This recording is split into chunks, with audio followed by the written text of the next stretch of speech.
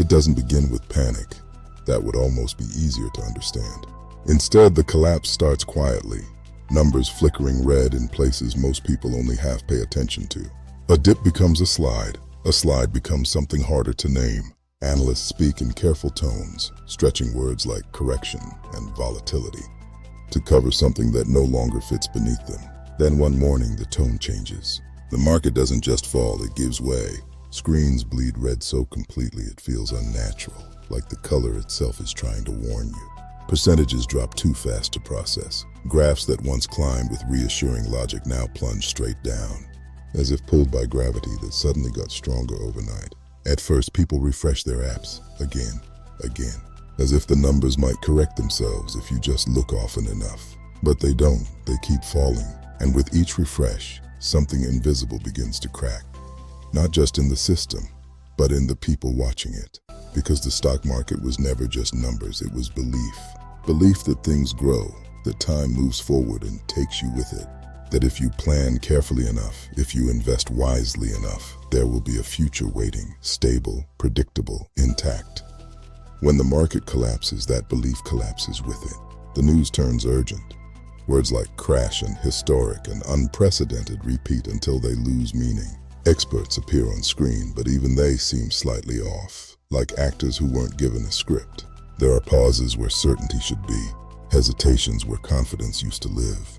And then the fear spreads, not loudly, not all at once, but steadily, like a cold seeping into a room. People start doing the math in their heads. Retirement accounts, savings, years of work translated into numbers that are now shrinking by the minute. Plans begin to dissolve in real time. A house that now feels out of reach. A future that suddenly looks thinner. You can see it in small things. A longer silence before someone answers a question. A glance at a phone during dinner that lingers too long.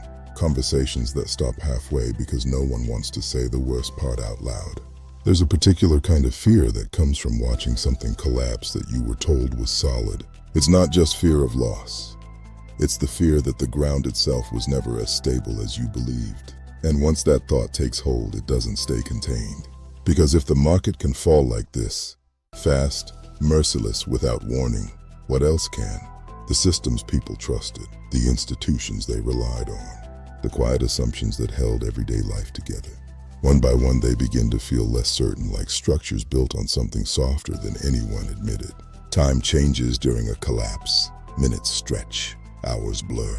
Every update feels urgent, but also strangely meaningless, because no single moment explains the whole. It's not one drop that terrifies you. It's the realization that there may not be a bottom, that it could keep going, that the thing designed to measure growth is now measuring how quickly things can disappear. And beneath all of it is a deeper, harder to name emotion.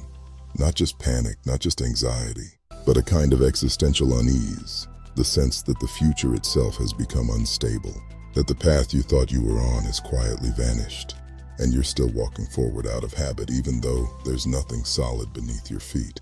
People don't scream during a market collapse. They watch, they refresh, they wait. And in that waiting, something shifts. A realization, slow but undeniable. This isn't just a bad day or a bad week. This is a moment where the illusion of control breaks, where the systems that promised order reveal how fragile they really are. And the scariest part isn't the numbers falling. It's how quickly everything that felt permanent begins to feel temporary. And how, once you've seen that, you can't unsee it.